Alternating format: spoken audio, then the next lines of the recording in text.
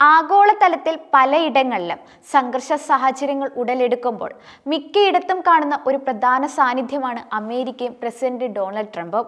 എല്ലായിടത്തും ഇടപെട്ട് അധികാരം കാണിക്കാൻ നോക്കുന്നത് വഴി അമേരിക്കയ്ക്ക് കിട്ടിയ പണി ചെറുതൊന്നുമല്ല. അമേരിക്ക ഇപ്പോൾ പ്രധാനമായി നേരിട്ട് കൊണ്ടിരിക്കുന്നത് സാമ്പത്തിക മാന്ദ്യവും ജനപ്രീതി നന്നേ കുറഞ്ഞൊരു പ്രസിഡന്റും കലിതുള്ളി നിൽക്കുന്ന പ്രകൃതിയുമൊക്കെയാണ് അവിടുത്തെ പ്രതിസന്ധികൾ. കാട്ടുതീയും ചുഴലിക്കാറ്റുകളുമൊക്കെ ആഞ്ഞുവീശി അമേരിക്കയിലെ പ്രകൃതിയുടെ കോപം ഇപ്പോഴും തീർന്നിട്ടില്ലെന്നാണ് പുറത്തുവരുന്ന റിപ്പോർട്ടുകൾ വ്യക്തമാക്കുന്നത്. നേരത്തെ ഉണ്ടായതിലും വിനാശകരമായ ഒരു ചുഴലിക്കാറ്റിന്റെ സീസൺ അടുത്തു വരുന്നുണ്ടെന്ന ആശങ്കയിലാണ് ഇപ്പോൾ രാജ്യത്തിന്റെ കാലാവസ്ഥാ പ്രവചന ഏജൻസി. അതുമാത്രമല്ല, നാഷണൽ വെതർ സർവീസ് ജീവനക്കാരുടെ ക്ഷാമം നേരിടുന്നതും പല ഓഫീസുകളിലും പരിചയസമ്പന്നരായ അധികൃതരില്ലാത്തതും സമയബന്ധിതമായ തീരുമാനങ്ങൾ അറിയിക്കുന്നതിൽ തടസ്സം വരുത്തിയേക്കാമെന്ന ആശങ്കയും ഏജൻസി പങ്കുവയ്ക്കുന്നുണ്ട്. ന്യൂയോർക്ക്, ക്ലീവാർഡ്, ഹ്യൂസ്റ്റൺ, ഡാംബ എന്നിവ ഉൾപ്പെടെയുള്ള പ്രധാന നഗരങ്ങളാണ് ചുഴലിക്കാറ്റ് ബാധിക്കാൻ സാധ്യതയുള്ള ഇടങ്ങൾ. നിലവിലെ അമേരിക്കയിലെ കാലാവസ്ഥ വളരെ മോശം സ്ഥിതിയിലൂടെയാണ് പോകുന്നത്. കൂടാതെ മഴ, താപനില, കാറ്റിന്റെ വേഗത എന്നിവയിലെ ദൈനംദിന ഏറ്റക്കുറച്ചിലുകൾ ഉൾപ്പെടെയുള്ള കാലാവസ്ഥാ വ്യതിയാനങ്ങളെ അടിസ്ഥാനമാക്കി ടൈഡ് ആൻഡ് വെതർ പ്രവചന കമ്പനി നടത്തിയ വിശകലനത്തിൽ തലകീഴായ കാലാവസ്ഥ രേഖപ്പെടുത്തുന്നത് അമേരിക്കയിലെ ഏറ്റവും ജനസംഖ്യയുള്ള 50 നഗരങ്ങളിലാണ്. കാലാവസ്ഥാ നിരീക്ഷണ കേന്ദ്രങ്ങളിൽ നിന്നുള്ള ഡാറ്റ ഉപയോഗിച്ച് ടൈഡ്സ് ചാർട്ടിലെ വിദഗ്ധർ ഒരു കാലാവസ്ഥാ പ്രവചനാതീത സൂചിക വികസിപ്പിച്ചെടുത്തിരുന്നു.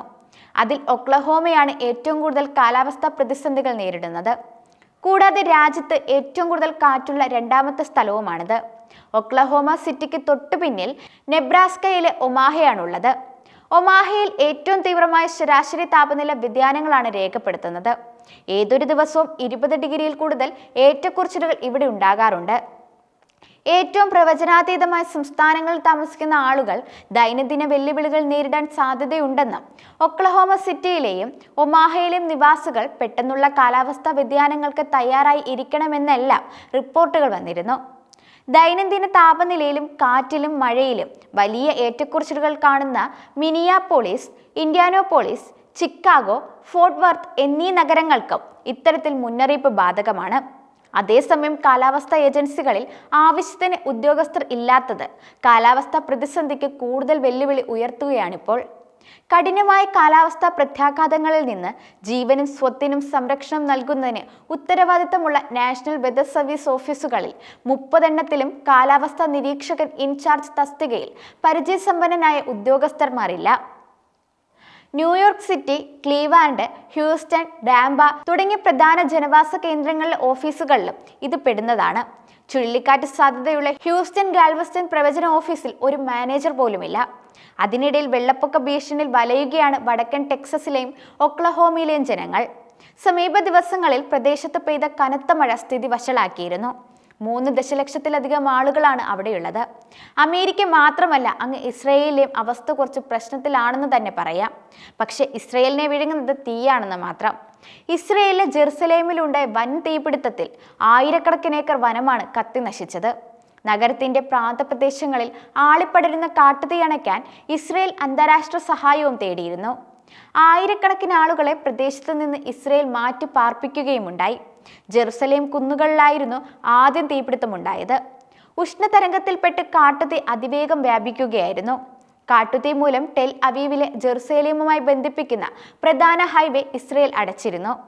160-ലേറെ അഗ്നിശമന സേന യൂണിറ്റുകളും 12 വിമാനങ്ങളും തീ അണയ്ക്കാനുള്ള ശ്രമത്തിലാണ്. വിമാനങ്ങൾ കൂടാതെ ഹെലികോപ്റ്ററുകളും തീ നിയന്ത്രണ വിധേയമാക്കാനുള്ള ശ്രമത്തിൽ പങ്കെടുക്കുന്നുണ്ടെന്നും രാജ്യത്തെ സൈന്യവും തിരച്ചിലിനും രക്ഷാപ്രവർത്തനത്തിനും സഹായിക്കുന്നുണ്ടെന്നും ഇസ്രയേലി അധികൃതർ അറിയിച്ചിരുന്നു. ദേശീയപാതകൾ ഉൾപ്പെടെ പ്രധാന റോഡുകളെല്ലാം ഇസ്രയേൽ അടച്ചിരുന്നു.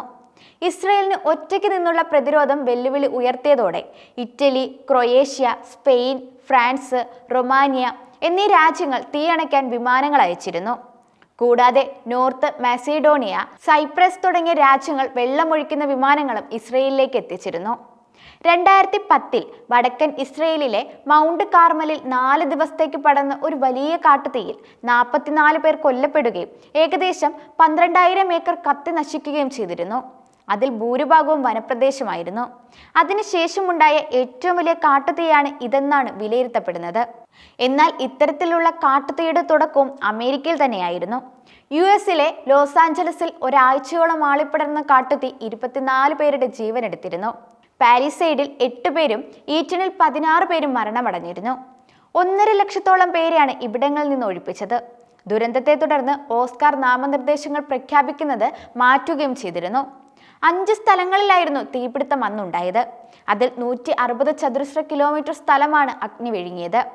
1400 ഫയർ എഞ്ചിനുകളെയും 84 വിമാനങ്ങളുടെയും സഹായത്തോടെ 14,000 പേരാണ് തീയണയ്ക്കാൻ അഹോരാത്രം അധ്വാനിച്ചത്. 8 മാസമായി മഴയില്ലാത്ത പ്രദേശമായതിനാലാണ് അമേരിക്കയിൽ ഇത്തരത്തിലുള്ളൊരു തീപിടുത്തം ഉണ്ടായത്. എന്തായാലും എല്ലാ കാര്യത്തിലും തുടക്കം കുറിക്കുന്ന അമേരിക്കയ്ക്ക് തന്നെ തിരിച്ചടി ലഭിക്കുന്ന ഈ സാഹചര്യത്തിൽ അമേരിക്ക ഭയക്കേണ്ടിയിരിക്കുന്നു.